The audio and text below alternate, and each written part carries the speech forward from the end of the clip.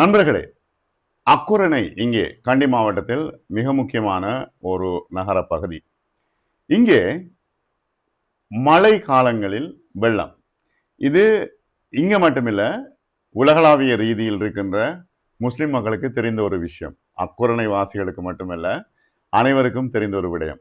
கோடிக்கணக்கான சொத்துக்கள் ஒவ்வொரு டிசம்பர் மாதமும் அல்லது நவம்பர் மாதம் மழை பெய்யும் பொழுது அழிந்து போகின்றன. வருடா வருடம் இந்த பிரச்சனை இருக்கிறது. ஆகவே இந்த பிரச்சனைக்கான தீர்வு என்ன, இது ஏன் வருகிறது என்பது தொடர்பாக நீண்ட காலமாகவே நான் யோசித்துக் கொண்டிருக்கின்றேன். ஆகவே அந்த டிசாஸ்டர் கமிட்டியினுடைய முக்கியமான அங்கத்தவர் மாஹிர் மௌலவி எங்களோடு இருக்கின்றார். அவரோடு இந்த விடயங்கள் தொடர்பாக பேசுவோம். அஸ்ஸலாமு அலைக்கும். வலைக்கும் அஸ்ஸலாம் வரஹ்மத்துல்லாஹி வபரகாத்துஹு. சரி, முக்கியமான ஒரு விஷயம் என்னன்னா, இப்ப அக்குரணை பொறுத்தளவில் இந்த வெள்ள பிரச்சனை ஒரு பாரிய பிரச்சனை. அப்ப இதனை எப்படி சமாளிப்பது? இது ஒவ்வொரு வருடமும் இந்த பிரச்சனை வருகிறது. இதை எப்படி சமாளிப்பது? நீங்கள் அந்த டிசாஸ்டர் கமிட்டியில இருக்கிறீர்கள். ஆகவே இது ஏன் வருது, எப்படி சமாளிக்கிறது, இந்த விஷயங்களை நீங்க சொல்லுங்க. பொதுவாக நான் 1972 பிறந்து நான் ஓதப்போன காலம் 1985. கிட்டத்தட்ட நான் கேள்விப்பட்ட அளவில் நான் பிறக்கிறதுக்கு முன்னால் இந்த வெள்ள பிரச்சனை இருக்குது. அப்போ நான் கேள்விப்பட்டேன், இந்த வெள்ள பாதிப்புன்றதுலேருந்து இந்த அக்குறையை பாதுகாக்கணும்டா பல வகையான கருத்துக்கள் இருக்குது. அதில் சிலது நடைமுறை சாத்தியமானது, சில நடைமுறை சாத்தியமற்றது, அல்லது சில நேரத்தில் பல வருஷங்கள் போனாலும் தீர்க்க இயலாத பெரிய பெரிய திட்டங்கள் முன்வைக்கப்பட்டாலும் பல வருஷ காலம் முயற்சி செஞ்சும் இதுக்கு தீர்வு இதுவரை காணப்படலை. நான் சுருக்கமாக ஒரு 5 விஷயத்தை ஞாபகப்படுத்துகிறேன். இதுக்கு பல காரணம். ஒன்று, நாங்கள் மூலம் ஆன்மீக லைன் இருப்போம். ஆன்மீக ரீதியாக யோசிக்கிறேன்டா, இது அல்லாஹ்வுடைய புறத்திலிருந்து வரக்கூடிய சோதனை இருக்குமோ அப்படின்னு யோசிக்கலும். எந்த அடிப்படையிலண்டா, சோதனை உலகத்துக்கு வாரத்துக்கு கெட்டவர் தான் இருக்குன்றது இல்லை, நல்லவருக்கும் வரையில. இது பலஸ்தீன பூமியில 76 வருஷங்களாக தொடர்ந்து பல பிரச்சனை முகம் கொடுக்குறாங்க தானே. இது அவங்க மோசமானவங்களுக்கு இல்லையில, அது அல்லாஹ் தஆலா அவங்களை அங்கீகரிச்சு அவங்களை சில சோதனையை கொடுத்து பொறுமை செய்ய வச்சு அதான் இருக்கிறதுக்கு இருக்கவும் இல்லை. இதே நேரத்துல சோதனைகள் வாரது நிலவுக்கு மட்டும் இல்லை, செய்யற குத்தத்துக்கு தண்டனை இருக்கவும் இல்லை. எதுக்கு யாருக்குன்னு எங்களுக்கு தெரியா. அப்ப அதனால எங்களை மக்கள்கிட்ட இருக்கு 2 கருத்து இது. ஒன்று என்ன தெரியுமா, எங்கட மக்கள் செய்யற தவறுகளால இது நடக்குதோ அப்படின்னு சொல்லக்கூடிய கருத்து இருக்குது. எப்படின்னா, இவங்க ஜக்காத் சரியா கொடுக்கல, வியாபாரத்தை சில பிழைகள் செய்திருக்கிறார்கள், இவங்கள்ட்ட சில மோசடி இருக்குதுன்னு சில காரணத்தை சொல்லுவார்கள். ஆனால் அந்த பெரிய பெரிய பஜார்கள்ல பிழைகள் நடக்கிறது அக்குற பஜார் மட்டும் இல்லையா? அப்ப கண்டி பஜார் அந்த தவறு நடக்கிறது இல்லையா, கொழும்புல பஜார் நடக்கிறது இல்லையா, அல்லது யாழ்ப்பாணம் நடக்கிறது இல்லையா, இவங்க கேள்வி கேட்கலும். அதனால நாங்கள் வெளிப்படையா இவங்க பிழை செய்யறதுனால, குத்தம் செய்யறதுனால, ஜக்காத் கொடுக்காதனால, மோசடி செய்யறதுனால இந்த தண்டனை வருகுது, சோதனை வெள்ளம் வருகுதுண்டா, இதை விட பிழை நடக்கக்கூடிய பஜார் எத்தனை வைக்குது. அதனால நாங்க அதை எங்களுக்கு எங்க தலையில போடையில, அது அல்லாவுக்கும் அவனுக்கும் உள்ள சக்தி உட்பட்டது. ஆனா எங்களுக்கு யோசிக்கிற தெரியுமா, வேற ஏதாவது இந்த சபம் ஏதாவது இருக்குதா அப்படி பார்க்கலாம். அந்த அடிப்படையில் பார்க்குற நேரம் நான் கேள்விப்பட்ட அளவு, நான் விசாரிச்ச அளவு, அல்லது எங்களை பெரிய பெரிய மூத்தாக்களோட பேசின அளவுல இதுக்கு பல காரணங்களை சொல்றேன். என்னண்டா, டேம் கட்டினாங்க தானே, டேம் கட்டின நேரமே, அந்த டேமுக்கு பேர் என்ன, அந்த டேமை கட்டுற நேரமே சொன்ன செய்தி என்னண்டா, கிட்டத்தட்ட ஒரு 20 வருஷம் ஆகுற நேரம் அந்த டேம் துப்புரவாக்கப்படும். அதை துப்புரவு செய்யணும். துப்புரவு செய்ய இல்லைன்னு என்ன நடக்கும், அந்த மண் மேல வந்து வந்து வந்து என்ன செய்யும்னா மண் இறுகிடும். மண் இறுகிற நடக்கும். இங்கிருந்து அக்குரணை பகுதியிலிருந்து போகக்கூடிய தண்ணியினுடைய வேகம் குறையும். தண்ணி வேகம் குறைஞ்ச என்ன நடக்கும், தண்ணி மட்டும் மெதுவாக போகும், மண் நிற்கும். மண் காலப்போக்கில் இறுகினால் அது அந்த இடம் அப்படியே மூடிப்பற்றும். இப்போ பாருங்க, தண்ணி இப்படி போகிறதுக்கும் இப்படி போகிறதுக்கு வித்தியாசம் தானே. சாதாரணமாக தண்ணி வந்து எவ்வளவோ அதனுடைய ஆழம் கூடுதோ கீழ் நோக்கி போகுது, அந்தளவுக்கு வேகமாக தண்ணி போகும். தண்ணி எவ்வளோ வேகமாக தண்ணி போகுது, அந்தளவுக்கு வேகமாக மணலும் அடிச்சுட்டு போகும்.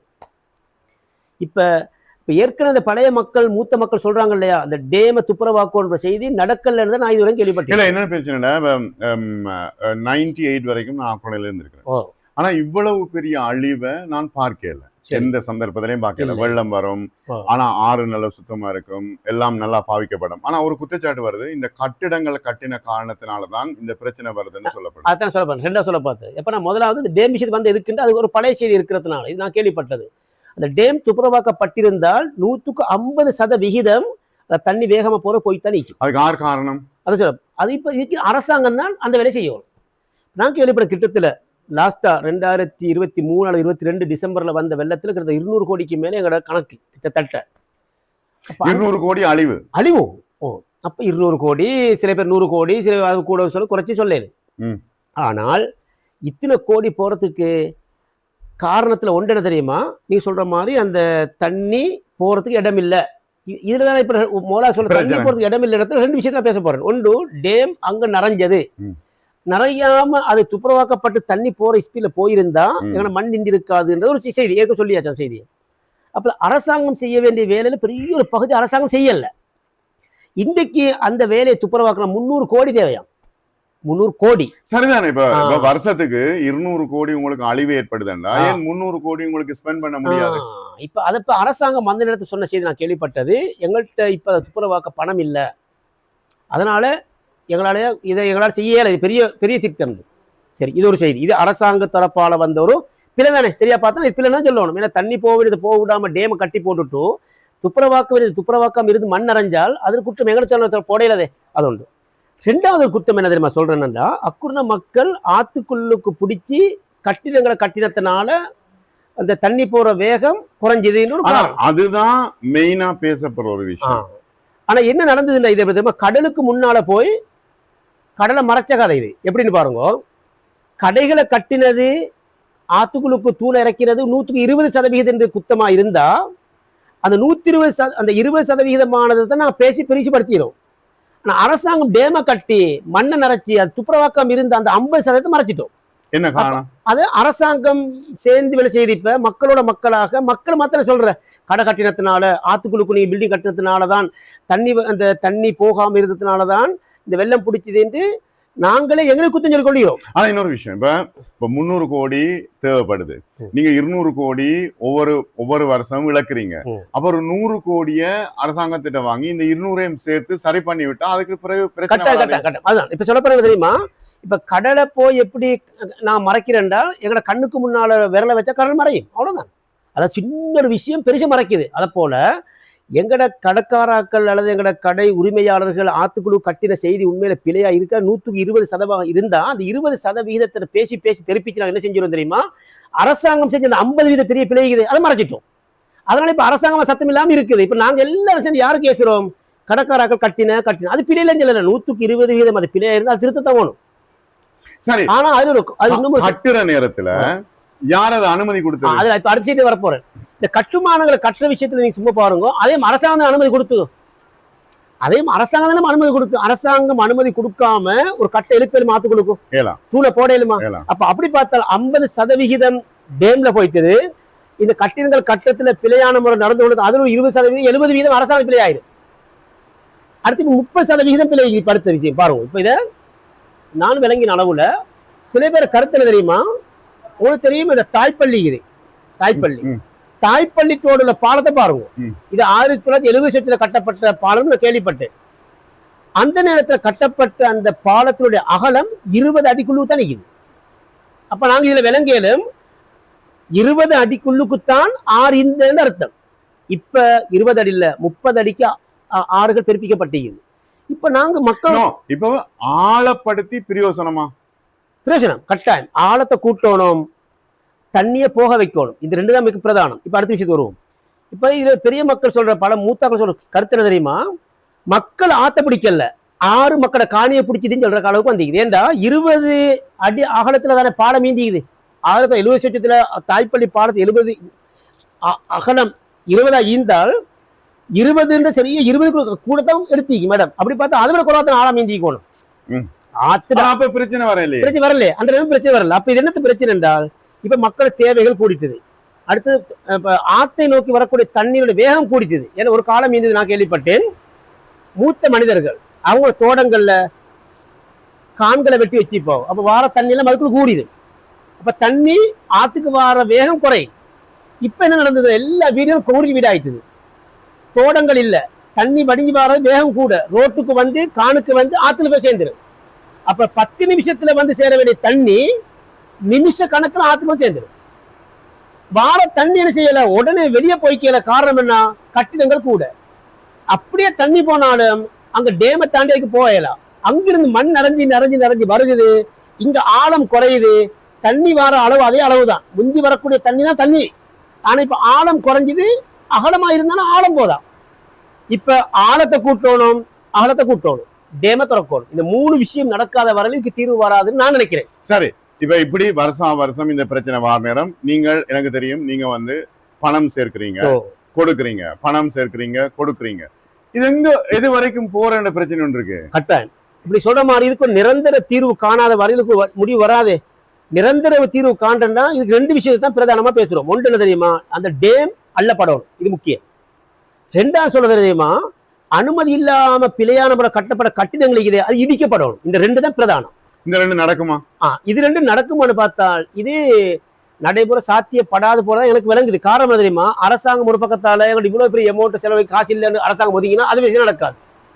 இங்கால கட்டினவங்க கட்டிடத்தை உடைக்க ரெடி ஆகல, அல்லது நாங்க அனுமதியோட கட்டினோம் அப்படின்னு இவங்க நியாயப்படுத்தி இருந்தா அது நடக்கவும் மாட்டாது. அப்ப இதுக்கு என்ன செய்யலாம்? எனக்கு மட்டும் இல்ல, எந்த மாதிரி சில பேருக்கு சில இந்த ஆலோசனை இருக்குது. என்ன ஆலோசனைடா, இப்ப அக்குறை இருக்கக்கூடிய பஜாரில் உள்ள கடைகள் இருக்குதானே, கிட்டத்தட்ட 400 லட்சம் கடை இருக்குது. அதுலயும் குறிப்பாக 7ஆம் கட்ட பஜாரில் இருந்து குடுகலை, இந்த 2 இதுக்குள்ள கொண்ட ஒரு 250-200 லட்சம் கடைக்கு. இப்ப நாங்க என்ன செய்யணும்டா, முதலாவது கட்டமே கீழ்த்தட்டு இருக்குது தானே, கடைகள் எல்லா கடைகளையும் கூடுதலா கீழ்த்தட்டு மேல்தட்டு இருக்கிறதுனால கீழ்த்தட்டு இருக்குது, அது எல்லாத்தையும் பாக்கினாக்கணும். டெம்பரரி, அதாவது நாங்க நிரந்தர தீர்வு டேம் அள்ளப்படும் வரையில, அல்லது கட்டிடங்கள் அந்த அனுமதி இல்லாமல் கட்டப்பட்ட கட்டிடம் உடைக்கப்படும் வரையில நாங்க இன்னும் வெள்ளத்துக்கு பாதுகாக்கப்படணும்டால், வர நஷ்டத்தை குறைக்கணும்டால். வெள்ளம் வராமிக்காது, ஏன்னா இப்ப அதுக்குள்ள அமைப்பு தான் நீக்குது. வெள்ளத்துல வரக்கூடிய பாதிப்பை குறைக்கணும்டால் நாங்க செய்ய வேண்டிய வேலை என்ன தெரியுமா, டெம்பரரி இப்போக்குவோம்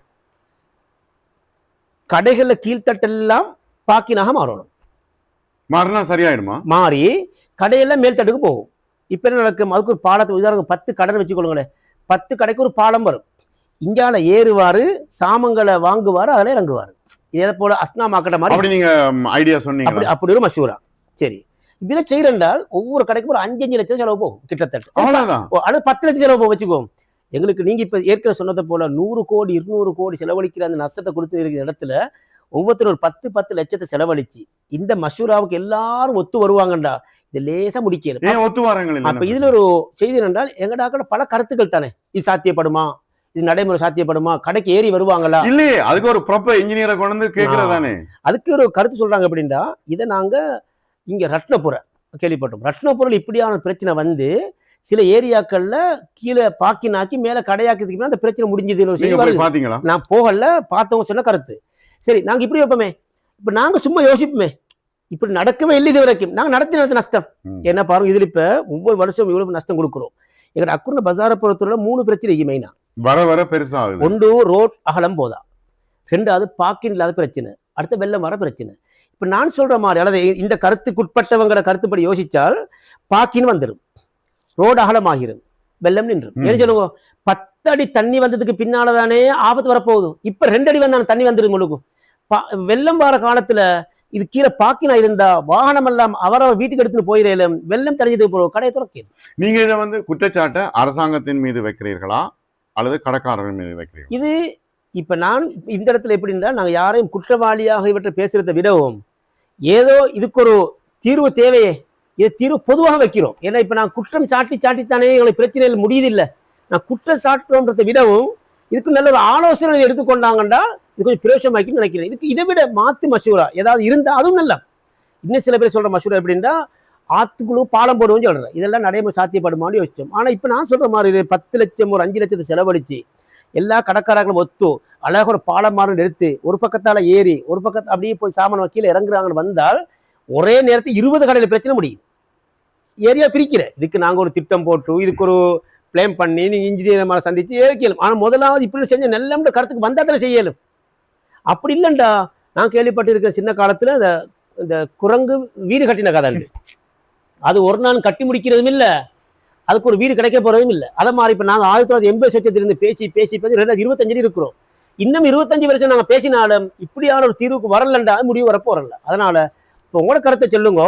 இந்த இப்ப நான் சொன்ன மாதிரி டேம், அடுத்த கடைகளை உடைக்கிற விஷயம், அல்லது பாக்கின கீழுக்காக கடைகளை மேலுக்காக, இந்த 3 விஷயத்துல எது சாத்தியப்படும் நீங்க சொல்லுங்க. உண்மையில இப்ப எல்லாரும் ஒன்று சேர்ந்து அந்த பார்க்கிங் விஷயம் லேசா இருக்கு. ஏன்னா குறைஞ்ச செலவு, கூடுதல் லாபம். பிரயோசனம். அடுத்து எல்லாத்தை விடவும் எங்களுக்கு இப்ப அக்குர்ண பஜாருக்கு நடக்கிற வியாபாரமும் கூட கூடுதலா குறையுது. காரணம் என்ன தெரியுமா? பார்க்கிங் இல்ல இடத்தினால. இப்படி பார்க்கிங் கீழ்த்தட்டுல பார்க்கிங் இருந்தா யாருக்கும் பிரச்சனை, வாகனத்துக்கு கீழே போட்டுட்டு மேல படியாலே சாமான வாங்க அடுத்த படியா இறங்குவாரு. இப்ப பாருங்க ஃபுட் சிட்டி நல்லா வியாபாரத்தை பண்ணுது, மல்டி சூப்பர் நல்லா வியாபாரத்தை பண்ணுது, எல்லாம் பண்ணட்டும். ஏன் அது பார்க்கிங் வச்சிருக்கிறதுனால. இதே மாதிரி எங்களை அக்குர்ண பஜார் சொல்றது மெயின் தானே. அந்த பஜார்ல வியாபாரம் கூடணும் என்றால் பார்க்கிங் வசதி செய்யப்படணும். ஆனால் வேறையா பார்க்கிங்கள் இருக்கிறதுக்கு இட வசதி இல்லை. இப்போ ஒவ்வொரு கடைக்கும் கீழே பார்க்கிங் ஆக்கினோம் என்றால் ஒரு பிரச்சனையும் இல்லை. இந்த பிரச்சனையும் தீரும். இந்த பிரச்சனை பார்க்கிங் பிரச்சனை தீருது.